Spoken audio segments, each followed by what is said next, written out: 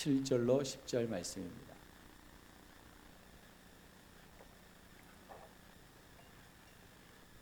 창세기 45장 7절로 10절에 하나님의 말씀을 들으십시오. 하나님이 그 큰 구원으로 당신들의 생명을 보존하고 당신들의 후손을 세상에 두시려고 나를 당신들보다 먼저 보내셨나니 그런즉 나를 이리로 보낸 이는 당신들이 아니요 하나님이시라. 하나님이 나를 바로에게 아버지로 삼으시고 그 온 집의 주로 삼으시며 애굽 온 땅의 통치자로 삼으셨나이다. 당신들은 속히 아버지께로 돌아가서 아뢰기를 아버지 아들 요셉의 말에 하나님이 나를 애굽 전국의 주로 세우셨으니 지체 말고 내게로 내려오사 아버지 아들들과 아버지의 손자들과 아버지의 양과 소와 모든 소유가 고센 땅에 머물며 나와 가깝게 하소서. 아멘. 네, 대면으로 오니까 참 좋네요. 우리 제일 멀리서 오시는 우리 신정아 집사님도 멀리서 아마 제일 멀리서 오겠죠. 이제 앞으로 더 멀리서 오시는 분이 있을 줄로 압니다. 네, 우리가 인생을 살다 보면 보통 우리가 쓰는 말이 인생사 세용지마라는 말을 씁니다. 세용지마라고도 하고요, 세용실마라고도 합니다. 이게 이제 중국의 변방에 있던 어떤 늙은 어르신의 이제 말을 빌어서 이제 하는 겁니다. 중국 전한 시대 서책에 나오는 회남자라고 하는 인간훈 그 가운데 있는 고사성어가 세용지마라는 말입니다. 내용은 이렇습니다. 늙은 어떤 어르신 집에 말이 한 필 잃어버린 거예요. 괜찮은 말인데 잊어버렸어요. 그래서 사람들이 위로하는 겁니다. 아이고 어르신 말을 잃어버려서 어떡합니까? 참 안 됐습니다. 그랬더니 어르신이 이렇게 말합니다. 혹시 압니까? 나한테 좋은 일이 복으로 돌아올지. 그랬더니 아들이 그 말을 찾으러 갔다가 잃어버린 말보다 더 좋은 야생마 한 마리를 붙잡아서 데리고 온 거예요. 그래서 동네 사람들이 또 와서 이렇게 말합니다. 어이구 어르신 너무 다행입니다. 좋은 일이 있었군요. 그랬더니 어르신이 이렇게 말합니다. 어떻게 압니까? 이 일 때문에 나쁜 일이 벌어질지. 그래서 그 아들이 그 야생마를 준마를 만들려고 타다가 떨어져서 다리가 장애가 있게 됐어요. 그래서 동네 사람들이 또 찾아옵니다. 어르신, 어이구 하나밖에 없는 아들이 장애인이 되었으니 이거 어떻게 합니까? 이렇게 말했더니 어르신이 이렇게 말합니다. 어떻게 합니까? 이게 복이 될지. 얼마 있다 전쟁이 터졌습니다. 전쟁이 터졌는데 그 아들 나이 또래 되는 모든 남자들은 징집을 받고 전쟁터로 끌려갔습니다. 그런데 이 아들은 장애인이라서 전쟁터에 끌려가지 않았습니다. 모든 사람들이 다 죽었는데 그 아들은 살았다. 그래서 이 모든 얘기를 세용지마다라는 사자성어로 얘기합니다. 우리가 인생을 살다 보면 이런 일들을 만나게 됩니다. 어느 때에는 내가 생각하지도 못한 일들 때문에 너무 힘들고 어려운 적도 있습니다. 근데 그 일 때문에 하늘의 복을 받는 경우도 있습니다. 우리가 인생을 살면서 실망하지 말아야 될 것은 하나님께서 우리를 향하신 큰 그림이 있다는 거예요. 그 하나님의 큰 그림은 항상 우리에게 복으로 온다라는 것입니다. 그런데 가끔씩 우리가 당하는 우리 입장에서 보면 그것이 시련이고 시험이고 고통이고 아픔일 때는 이게 하나님의 큰 그림일까 의심하고 혼란스럽고 어려울 때가 있습니다. 이제 그때 우리가 어떤 마음을 가지고 살아야 될까? 하나님은 나한테 원하시는 게 뭘까? 나는 어떻게 살아야 되는가? 이것이 성도들이 가지는 당연한 마음입니다. 하나님은 우리를 향해서 큰 그림을 가지고 계신데 그 하나님의 큰 그림이 오늘 주제가 하나님의 큰 그림은 구원이다. 하나님의 큰 그림은 구원이다. 시작. 하나님의 큰 그림은 구원입니다. 그래서 우리가 이 땅에 사는 동안 힘들고 어려운 일들이 있을 수 있습니다. 그럼에도 불구하고 성도들 하나님의 복음을 맡은 자들에게 당연히 해야 할 일은 충성입니다. 그래서 맡은 자에게 구할 것은 충성이다라고 말씀하는 겁니다. 우리가 이 땅에 사는 동안 충성하는 것, 변치 않은 마음으로 살아가는 것이 충성입니다. 변치 않은 마음으로 살아간다는 게 이게 결코 쉽지 않습니다. 어떤 사람은 감정이 약한 사람이 있습니다. 그럼 사단이 뭘 건드려요? 감정을 건드려요. 그래서 하나님께 충성하지 못하게 합니다. 어떤 사람은 연약한 육체에 어려움을 줍니다. 그래서 주님께 충성하지 못하게 합니다. 어떤 사람은 관계에 어려움을 줍니다. 어떤 사람은 자녀의 부모님의 수많은 시험과 시련이 우리에게 올 때 그때도 우리가 잃지 말고 가져야 될 마음이 충성입니다. 변치 않는 마음. 그 마음이 주님께서 우리에게 원하시는 마음이다 라고 생각합니다. 오늘 우리가 읽었던 이 본문은 요셉에 관한 이야기입니다. 요셉의 이름의 뜻은 하나님께서 돕는 자, 여호와께서 돕는 자라는 뜻입니다. 그래서 요셉의 전 인생이 그것에 초점이 맞춰져 있습니다. 요셉이 무엇을 하든지 하나님이 돕습니다. 요셉이 어디를 가든지 하나님이 돕습니다. 요셉이 어떤 상황 속에서도 하나님이 도우십니다. 그래서 요셉이 있는 곳에 하나님의 복이 항상 임합니다. 그래서 꿈꾸는 자가 복이 있도다. 우리 수많은 제목들 가운데 있잖아요. 그래서 요셉은 하나님 앞에서 충성하는 사람이었습니다. 어디를 가든지 무엇을 하든지 하나님께 물으면서 하나님의 뜻을 향하여 살았던 사람 요셉. 근데 요셉의 출생은 참 쉽지 않은 이야기가 있습니다. 어머니가 라헬입니다. 라헬이 원래는 야곱의 조강지처입니다. 첫 번째 아내였습니다. 그런데 일이 꼬이고 꼬여가지고 야곱에게 4명의 부인이 생기죠. 그런데 4명의 부인 중에서 라헬만 아이를 낳지 못하고 3명, 그 4명 중에 3명은 아이를 순풍순풍 낳게 되는 거예요. 그래서 야곱이 속이 타는 겁니다. 자기가 가장 사랑하는, 자기에게 있어서 진짜 부인은 라헬밖에 없는데 아이가 태어나지 않는 거예요. 얼마나 기도했을까요? 얼마나 하나님께 감격했을까요? 그랬더니 어느 날 하나님께서 라헬에게 기도에 응답하시고 태의 문을 열어주시고 태어난 아이가 요셉입니다. 그래서 11번째로 태어납니다. 그래서 태어나면서 이름을 여호와께서 돕는 자, 하나님께서 돕는 자라는 이름을 지어준 것이죠. 근데 이 요셉이 아버지 야곱에게 사랑을 받습니다. 그럴 수밖에 없습니다. 왜냐하면 라헬에게 있어서, 라헬은 요셉에게 있어서 조강지처니까 첫 번째 부인이니까 그것도 힘들게 어렵게 아들이 태어났기 때문에 그 아들을 존귀하게 귀하게 생각하는 것은 너무나 당연한 겁니다. 그러니까 요셉한테 자색 옷을, 그 당시에 인도로부터 구입하는 수입 옷이었대요. 그러니까 10명의 형제들이 보면서 나는 저런 옷을 한 번도 입어본 적이 없는데 저놈만 특별 대우받네? 이 편애가 요셉을 죽이려고 하는 마음의 동기가 된 겁니다. 어느 날 형들이 멀리 풀을 먹이려고 양들을 몰고 나갑니다. 아버지가 심부름을 보냅니다. 형들에게 좀 갔다 와라. 음식을 좀 갖다 주고 와라. 요셉이 갑니다. 찾아갑니다. 그런데 멀리서 보니까 형들의 눈에 딱 저게 요셉이다 라는 게 눈에 띄는 거예요. 옷을 보니까. 형들이 이렇게 의논합니다. 저놈 죽이자. 저놈만 없으면 우리가 아버지의 사랑을 받을 수 있을 것 같다. 형들이 다 동의합니다. 그런데 유다가 거기에 뛰어들어서 죽이지는 말고 그냥 저기에 구덩이에 넣고 그냥 살든지 죽든지 우리 모른 채 하자. 그렇게 합니다. 그런데 거기에 있으면 죽습니다. 야생동물들이 살려놓지가 못합니다. 그런데 루벤 형이 이렇게 말합니다. 죽이지 말자. 저기 보니까 상인들이 지나가는데 팔아먹자.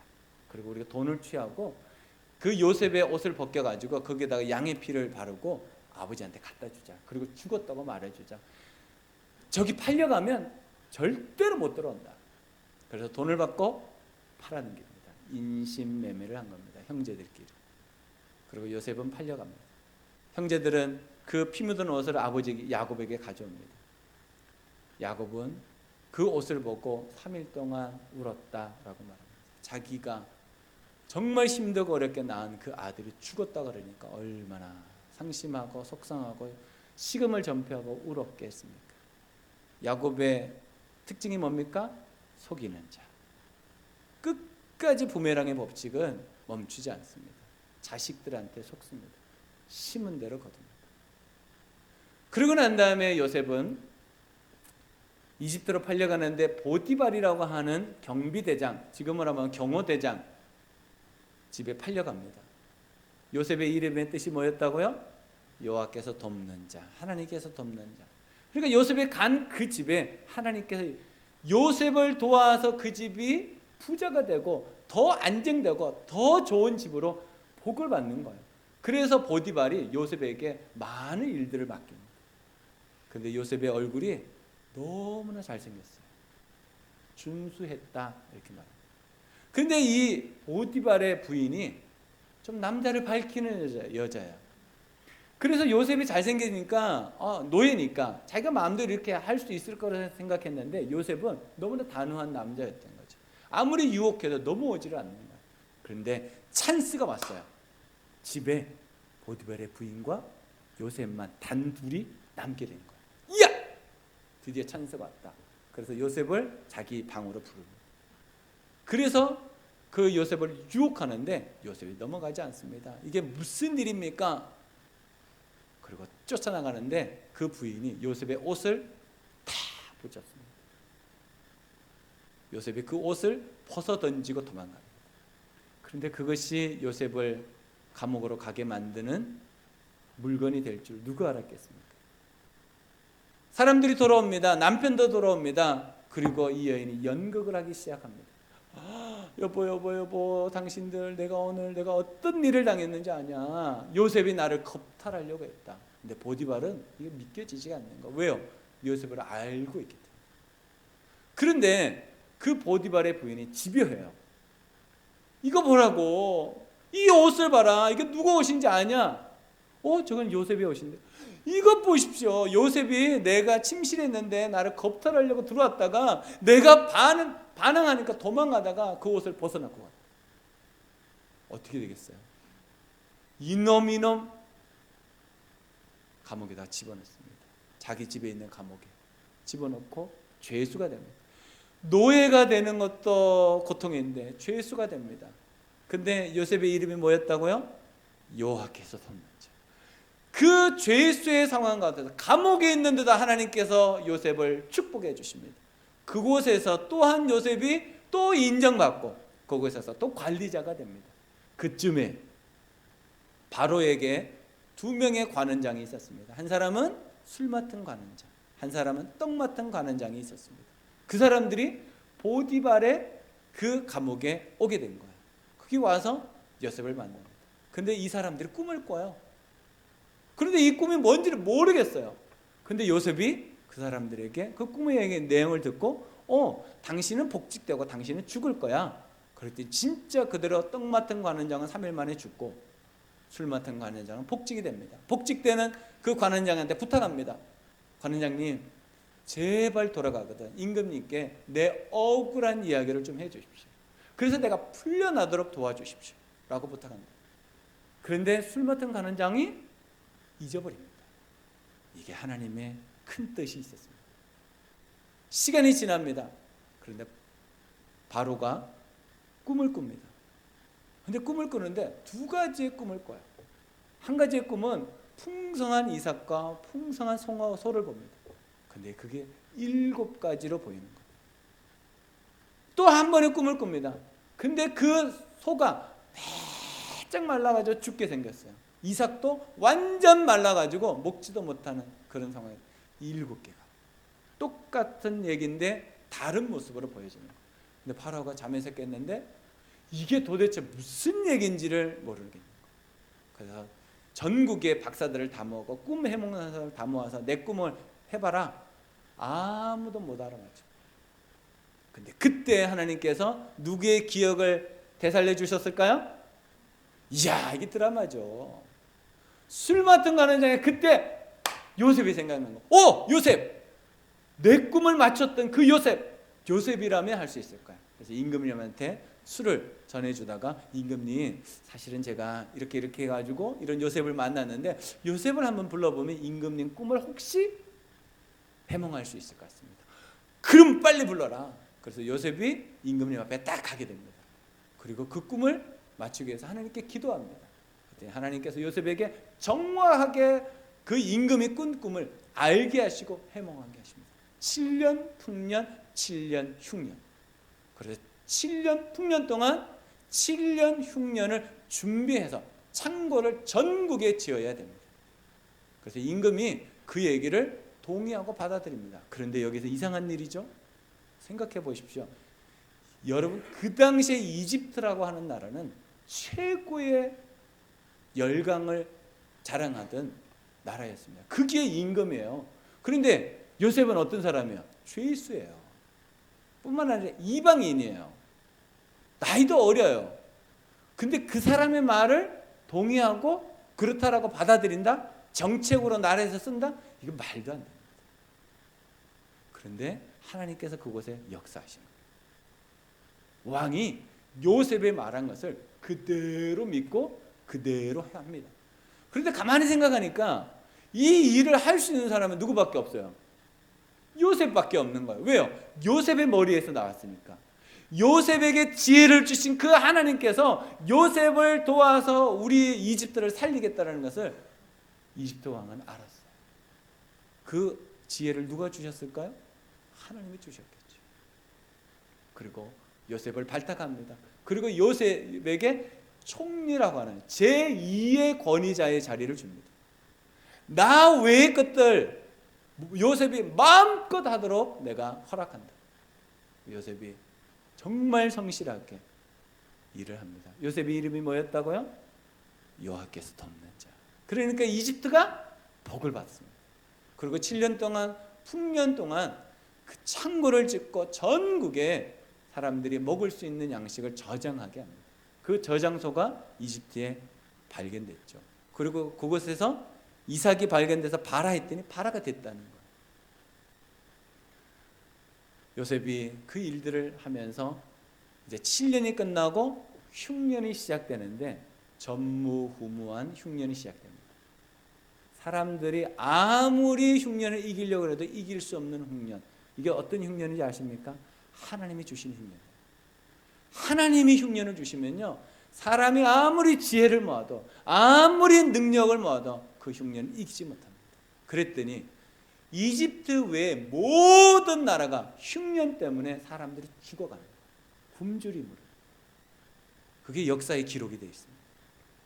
그런데 그 소식이 누구에까지 전해졌을까요? 야곱의 집에까지 전해지게 됩니다. 이집트에 가면 곡식이 있다 그러더라. 거기 가면 살 수 있다 그러더라. 야곱의 집이 가난한 집이 아닙니다. 아주 부자입니다. 그런데 야곱의 집마저 곡식이 떨어졌다. 그것은 그 당시에 모든 가정의 곡식이 없어졌다는 거예요. 그러니까 다 죽는 거예요. 그러니까 자식들이 깨어 있으니까 아버지, 내가 소식을 들었는데 이집트에 가면 곡식이 있다 그럽니다. 내가 돈을 가지고 동생들하고 가서 우리가 다 먹고 살 수 있는, 여러분 70여 명 이상이 먹고 소와 양과 염소 가축들이 다 먹을 수 있는 곡식을 살려면요 얼마나 큰 돈을 가져가야 되는지 아십니까? 엄청난 돈입니다. 지금처럼 뭐 계좌 이체가 안 되잖아요. 돈을 짊어지고 가야 되는 거예요. 지폐가 있는 게 아니에요. 얼마나 무거운 돈을. 그것을 낑낑 메고 이집트까지 간 거예요. 가다가 산적을 만날 수도 있고 위험한 일을 당할 수도 있는, 목숨 걸고 간 것입니다. 그 모든 일에 하나님이 함께 하신 거예요. 도착해서 보니까 엄청난 나라의 사람들이 곡식을 구하려고 이집트에 모인 거예요. 근데 참 희한하죠. 그 형님들이 누구의 눈에 딱 띄었다고요? 요셉의 눈에 띄었어요. 어떻게 그렇게 될까요? 그렇게 많은 사람들 중에 어떻게 그 형님들이 요셉의 눈에 딱 띄었을까요? 하나님이 눈을 열어주신 거예요. 그리고 요셉이 어떻게 됩니까? 뒤로 물러가서 우는데, 제가 지난주에 울었잖아요. 제가 운 거는 아무것도 아닙니다. 조족지혈, 세 발의 피.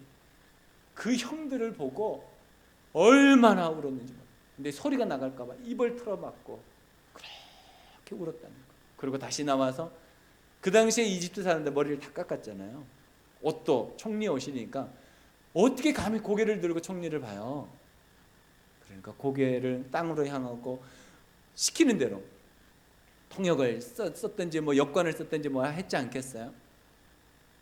그래서 곡식을 주겠다 그러니까 너무 다행입니다. 너무 감사합니다. 우리가 최대한의 돈을 다 드릴 테니까 곡식을 우리 필요한 거 주십시오. 이 사람들이 달라는 거 다 줘라. 그리고 종을 부릅니다. 불러가지고 어떻게 합니까? 이 사람들이 가지고 온 돈을 다시 곡식 그 광절에다 집어넣어. 푸대에다 다시 집어넣어. 그리고 내 은잔을 그 푸대에다 집어넣어. 그리고 보내. 종은요, 왜 요셉이 그러는지 이유를 몰라요. 그냥 시키는 대로 하는 거죠. 그리고 갑니다. 동생 그 형들이 곡식 구한 것 때문에 너무 기뻐서 룰루랄라 자기 아버지를 향해서 다시 가나안 땅으로 돌아가는데 뒤에서 군사들이 쫓아옵니다. 야야야야, 너 잠깐 멈춰봐. 우리 주인님이 귀한 걸 잊어먹었는데 너희들 검색을 해. 검문 검색을 좀 해야 되겠어. 그래가지고 푸대자루를 살펴보겠다 그러니까 이 사람들이 힘이 없잖아요. 한번 해보라고. 우리는 뭐 아무 문제 없다. 뒤지는데 그 안에 돈이 그대로 있고 그 안에서 은잔이 나는 거. 형들이 얼마나 놀랐을까요? 여러분 놀라면 머리가 삐쭉 쏜다 그러잖아요. 아마 간이 다 떨어졌을 거예요. 심장이 멈췄을 거예요. 이거 황당한 일이 벌어진 거예요. 그리고 끌려서 다시 요셉의 집으로 갑니다. 감옥으로 들어갑니다. 그리고 요셉이 요구합니다. 너희 아버지가 어떠냐? 신문을 하는데 이상한 신문을 해요. 가족상을 물어봐요. 그러다가 자기 동생 베냐민 얘기를 듣는데 요셉이 또 울어요. 왜요? 자기 어머니 라헬로부터 태어난 진짜 친동생이 베냐민이거든요. 얼굴을 몰라요. 근데 그 동생을 보고 싶어가지고 또 울어요. 요셉이. 그리고 형들하고 타협을 합니다. 당신들 말이 진짜인지 아닌지 동생을 데리고 와라. 여기 몇 명은 묶여있고 가서 동생을 데리고 와라. 그러면 내가 믿겠다. 어떻게 해요? 곡식은 가져가야 되고. 그래서 사람들이 감옥에 있고 몇 명만 아버지 야곱한테 갑니다. 그리고 얘기를 하고 베냐민이 옵니다. 그 베냐민을 보고 엉엉 울고 못 참아서 드디어 요셉이 자기 정체를 밝힙니다. 형님들, 내가 요셉입니다. 그러면서 했던 얘기가 오늘 봅니다. 그러니까 얼마나 복받쳤을까요? 그 형들을, 그 동생을 보면서. 그런데 요셉이 그 형들한테 했던 말, 이 말이 정말 감동입니다. 형님들 두려워하지 마십시오. 저를 이곳에 보낸 것은 형님들이 아니고 하나님께서 이런 일들을 다 하시고 먼저 나를 이곳에 보낸 겁니다. 그러니 이것은 하나님의 큰 그림이 있었던 것입니다. 우리 가족들을 다 구원하시려고 하나님의 큰 구원, 그 역사 가운데 있었던 일입니다. 라고 말하고 위로하고 격려합니다. 그리고 형님들한테 부탁합니다. 형님들, 그곳에 있으면 다 죽습니다. 그러니까 내가 땅을 내줄 테니까 고센 땅이 나중에 우리 한번 가봐요. 이집트의 북쪽이에요. 아프리카 북쪽인데 가나안 땅에서 가장 가까운 땅입니다. 그리고 요셉이 갈 수 있는 가장 가까운 땅이에요. 그곳에 옥토예요. 그곳에 머무르게 해주는 거. 그래서 아버지한테 가서 이 얘기를 했더니 야곱이 얼마나 놀랐을까요? 죽은 줄 알았던 내 아들이 살아있었구나. 그리고 모든 가족들이 이사 준비를 해가지고 이사를 갔는데 70명이 이집트 땅으로 들어오게 된 겁니다. 그리고 나올 때 몇 명이 나왔다고요? 200만 명이 넘는 사람들이 나왔습니다. 성경을 보니까 하나님께서 분명히 이집트에 들어가게 하시고 반드시 나오게 할 텐데 이집트에 사는 목적이 400년 동안 사는 목적이 너희들의 큰 민족을 이루게 하기 위해서 그랬다. 하나님의 목적이 분명합니다. 지금 이 창세기는 누가 듣고 있는 겁니까? 출 이집트한 이스라엘 백성들이 창세기를 듣고 있는 겁니다. 모세를 통해서. 왜 모세가 이 얘기를 했을까요? 너희들이 지금 여기에 출 이집트한 것은 하나님께서 창세기에 언약한 대로 약속한 대로 이루어진 것이다. 너희들이 앞으로의 삶 가운데도 하나님이 약속하신 대로 이루실 것이다. 믿고 살아라. 하나님의 큰 그림을 창세기를 통해서 이스라엘 백성들에게 알려주는 겁니다. 여러분, 오늘 이 본문이 우리에게 전해진 목적이 뭘까요? 우리가 살아가는 동안 힘들고 어려운 일을 당하면 왜 나한테 이런 일이 벌어지지? 내가 뭘 잘못했길래? 나는 열심히 살았는데, 성실히 살았는데, 최선을 다해 살았는데 왜 나한테 이런 일이 벌어질지 우리는 모를 때가 많이 있습니다. 그럴 때 하나님의 큰 그림이 있지 않을까? 그리고 우리가 하나님께 물어봐야 됩니다. 주님, 무슨 일이 있는 겁니까?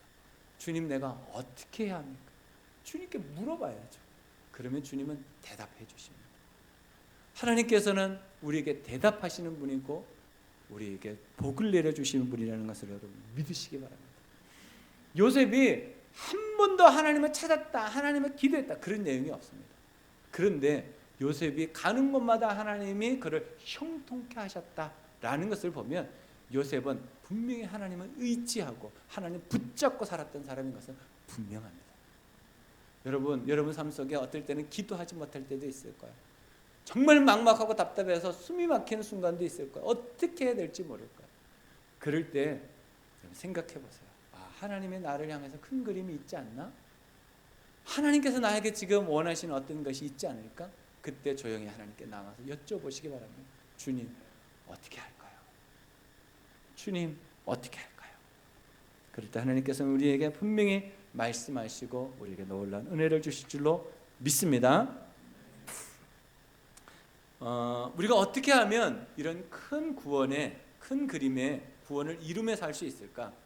우리 두 가지라고 생각합니다. 첫 번째는 하나님의 성품을 신뢰합니다. 하나님의 성품을 신뢰합니다. 시작.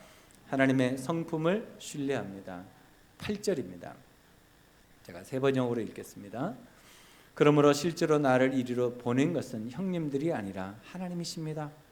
하나님이 나를 이리로 보내셔서 바로의 아버지가 되게 하시고 바로의 온 집안의 최고의 어른이 되게 하시고 이집트 온 땅의 통치자로 세우신 것입니다. 하나님께서 요셉을 사용하셔서 이스라엘 백성들을 구원하실 계획을 요셉은 정확하게 알고 있었습니다. 요셉은 하나님의 그 성품을 정말 신뢰하고 살았던 사람 같습니다. 분명히 형들에게 미움을 받고 팔려갔을 때 얼마나 힘들었을까요? 여러분 인신매매를 안 당해 보신 분들은, 저도 안 되게 맞으니까 말로 할 수 없는 고통이 있겠죠. 그 괴로움을 어떻게 말하겠습니까? 그 배신감을 어떻게 말하겠습니까? 노예로 팔려간다는 거, 그 귀한 옷을 입고 있었던 그 사람이 옷이 벗김받고 노예로 팔려간다는 거, 이게 쉬운 일이 아닙니다.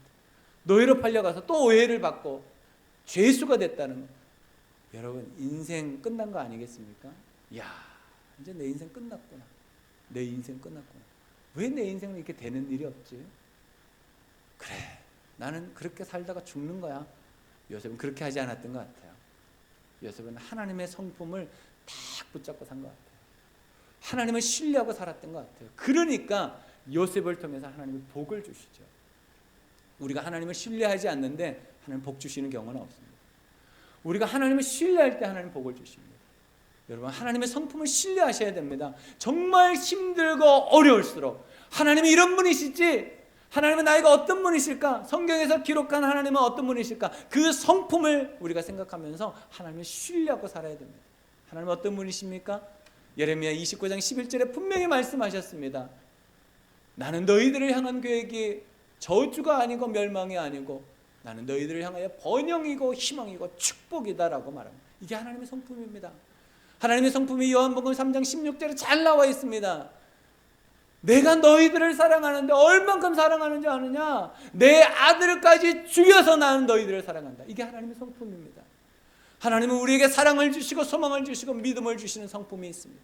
그 성품을 우리가 정말 믿고 의지하면 우리에게 힘들고 어려운 일이 있을 때 다른 것을 붙잡는 것이 아니고 하나님의 성품을 신뢰하고 나가는 것입니다. 그럴 때 우리는 돌파할 수 있고 이겨낼 수 있는 줄로 믿습니다.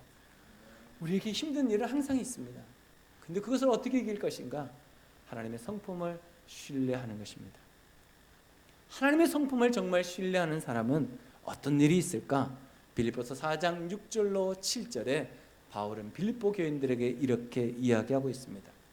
아무것도 염려하지 말고 모든 일을 오직 기도와 간구로 하고 여러분이 바라는 것을 감사하는 마음으로 하나님께 아뢰십시오.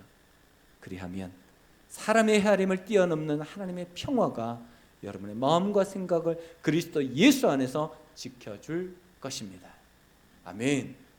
여러분, 우리가 정말 힘든 일과 어려운 일을 당했을 때 하나님의 성품을 분명히 신뢰하는 사람들은 어떻게 하느냐? 기도하며 간구합니다. 기도하고 간구하면서 어떻게 하냐면 감사하게 됩니다. 이게 우리가 사는 길입니다. 어떤 분들이 이렇게 말합니다. 나는 가족 모임에 가기 싫어요. 그래서 왜요? 물어봤더니 가족들이 모이면 계속 비난하고 지적질하고 욕하고 싸우고 다투고 그 꼴을 보기 싫어가지고 저는 안 갑니다. 저희도 형제가 많잖아요. 형제가 많은데 만나가지고 싸운 적도 있어요. 그러니까 싸우고 나면 어떻게 돼요? 내가 그놈 죽을 때까지 안 만나요. 안 만나려고 그래요. 서로 안 만나려고 그래요. 근데 우리가 매년 2번 가정보고마를 위해서 기도하잖아요. 추석과 설날. 가족들을 만날 때 우리 뭘 준비해요? 간증을 준비하죠. 그 간증을 준비하기 위해서 뭘 해요? 기도와 간구를 하죠. 그리고 만나서 뭐 합니까? 감사를 나누죠. 이게 하나님의 성품을 신뢰하는 사람들입니다. 하나님의 성품을 신뢰하는 사람은요, 기도와 간구의 삶을 살면서 감사하는 사람입니다. 말이 바뀌는 사람입니다. 살려주고 세우는 말을 하는 사람들입니다. 그럴 때 하나님의 성품이 우리를 통해서 드러나는 겁니다. 여러분들의 입술을 통해서 나오는 말이 하나님의 성품입니다. 세상 사람들이 어떻게 우리가 하나님의 사람인 거 압니까? 우리의 말을 통해서 압니다. 여러분, 한 주간 동안 살면서 힘들고 어려운 일이 있을 때 죽이는 말 하지 마시고, 넘어뜨리는 말 하지 마시고, 불평불만 하지 마시고, 살리고 세우는 말을 하시기를 주님의 이름으로 축복합니다. 요셉이 오늘 그 말을 하는 거예요. 형님들 무슨 말입니까? 두려워하지 마십시오. 하나님께서 나를 통해서 우리 가족들을 구원하시려고 나를 먼저 이곳에 보는 겁니다. 요셉이 뭐하고 있습니까? 감사하고 있습니다. 요셉이 뭐합니까? 간증하고 있습니다. 요셉이 뭐합니까? 살리는 말을 하고 있는 것입니다. 여러분, 하나님의 성품을 신뢰하는 사람은 이렇게 사는 사람입니다. 여러분, 한 주간 동안의 삶이 하나님의 성품을 신뢰하고 살리고 세우는 말들로 하나님의 성품을 드러내는 놀라운 삶을 사시기를 주님의 이름으로 축복합니다. 두 번째는 우리가 어떻게 하나님의 큰 구원을 이루며 살 것인가? 하나님의 목적에 순종합니다. 하나님의 목적에 순종합니다. 시작. 하나님의 목적에 순종하는 것입니다. 7절과 10절 말씀입니다. 하나님이 나를 형님들보다 앞서서 보내신 것은 하나님이 크나큰 구원을 베푸셔서 형님들의 목숨을 지켜주시려는 것이고, 또 형님들의 자손을 이 세상에 살아남게 하시려는 것입니다. 아버지께서는 고센 지역에 사시면서 저와 가까이 계실 수 있습니다. 아버지께서는 아버지의 여러 아들과 자손을 거느리시고 양과 소와 모든 재산을 가지고 오시기 바랍니다. 지금 요셉이 형들에게 하는 말이 무엇입니까? 하나님의 목적이 뭐예요? 살리는 거예요. 하나님의 목적이 하나님은 형님들의 자손들, 아버지의 자손들, 그뿐만 아니라 재산들까지도 지키시는 거예요. 이게 하나님의 목적입니다. 하나님은 우리를 향해서 저주를 하시는 분이 아니고, 하나님은 우리를 향해서 멸망을 요구하시는 분이 아니고, 하나님은 우리를 향해서 복을 주시고 번영을 주시고 희망을 주시는 분이심을 믿습니다. 지금 요셉이 하나님의 목적이 무엇인지를 분명히 말해주고 있어요. 그게 뭡니까? 여러분들이 이집트로 들어와야 된다는 거예요. 그게 하나님의 목적입니다. 하나님의 목적이 무엇입니까? 이집트에 들어와서 큰 민족을 만드는 것이 하나님의 목적이에요. 왜요? 아브라함에게 그 약속을 해주셨기 때문에 내가 너에게 땅을 줄 것이고 큰 민족을 이루게 할 것이다 라고 하신 그 약속을 이루기 위해서. 그 첫 번째가 백성이었어요. 그 두 번째가 땅입니다. 그 땅이 언제 이루어집니까? 여호수아 때 이루어집니다. 하나님은 큰 그림을 가지고 하나님의 목적을 향해서 순종하기를 원하고 계십니다. 여러분 삶 속에 하나님의 목적이 보이십니까? 하나님의 목적은 기도하는 삶입니다.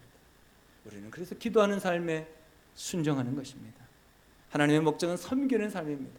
그래서 우리는 섬기는 삶에 순종하는 것입니다. 하나님의 목적은 성경을 배우고 익히는 삶입니다. 그래서 우리는 삶 공부를 하면서 순종하는 것입니다. 하나님의 목적은 선한 명령을 가지고 사람들을 후원하고 주님께 인도하는 것입니다. 그래서 우리는 영혼 구원과 제자 양육에 순종하고 있는 것입니다. 하나님의 목적은 공동체를 건강하게 세워서 이 땅에 빛과 소금이 되게 하는 것입니다. 우리는 그래서 목장을 섬기고 교회를 섬기며 하나가 되어서 순종하는 것입니다. 하나님의 목적이 있습니다. 그 하나님의 목적에 순종하는 자는 하늘의 복을 받게 됩니다. 여러분, 하나님의 목적에 순종하시는 놀라운 복을 누리시기를 주님의 이름으로 축복합니다. 제가 이제 사진을 몇 장 보겠습니다. 같이 우리 사진을 보겠는데, 이 사진은 지난주에 있었던 사진입니다. 이게 이제 저희 태국 목장 모임 모습입니다. 원래는 이 인원보다 더 많은 인원이 있는데 절반 정도 왔다, 이렇게 생각하시면 됩니다. 여러분 기도해 주세요. 저희 집이 더 큰 집으로 이사 가게. 우리 이사 가야 되거든요, 지금. 그래서 저거는 지금 자고 있는 모습이 아니고 기도하고 있는 겁니다. 청년들이 간절하게 기도의 제목을 넣어놓고 같이 기도하고 있는 모습입니다. 네, 우리 용인 목장이 선봉 목장이잖아요. 그래서 대면 목장을 이제 했다 그래서 사진을 올리셨더라고요. 그래서 대패 삼겹살을 드셨다 그러더라고요. 네, 감사합니다. 네, 우리가 지금 대면으로 모이지 못한 지가 약 1년 반 이상이 된 것 같아요. 목장이. 이제는 모이셔도 될 것 같습니다. 저희 집에 금요일날 모인 사람이 20명이 넘습니다. 근데 아직도 죽지 않고 살아있는 것을 보면 하나님의 은혜가 있는 것 같습니다. 예, 오늘 제가 용인 목장 모든 식구들을 만났는데 건강한 것 같습니다. 여러분 두려워하지 마시고 목장 모임에 여러분 힘을 쏟아주시고, 목장이 꼭 모여 먹어야 되느냐? 꼭은 아니지만 먹으면 좋겠죠. 근데 나는 아직 식사하는 게 나는 아직 좀 어려워요. 그러면 식사하지 마시고 모이기라도 하시면 좋겠습니다. 그러다가 마음의 동의가 되시면 그때 식사하시면 되겠죠. 식사 때문에 모이지 못한다면 이거는 참 안타까운 일입니다. 식당에 요즘 가보십시오. 수십 명이 마스크 벗고 다 얘기하면서 다 있습니다. 근데 다 살아남습니다. 그러니까 너무 두려워하지 마시고 목장을 여러분 오픈하셔서 모여주시기를 바랍니다. 그리고 꼭 목장 모임 하신 다음에 사진을 꼭 예쁘게 찍어서 올려주시면 대단히 감사하겠습니다. 이게 섬김입니다. 섬김. 같이. 그래서 여러분 목장에 하나님이 주실 놀라운 은혜를 기대하고 모여주시면 좋겠습니다. 하나님의 목적 앞에 순종하는 우리 모든 성도들이 되시기를 주님의 이름으로 축복합니다. 기도하겠습니다. 여러분 눈을 감고 하나님께서 오늘 나에게 하셨던 말씀이 뭘까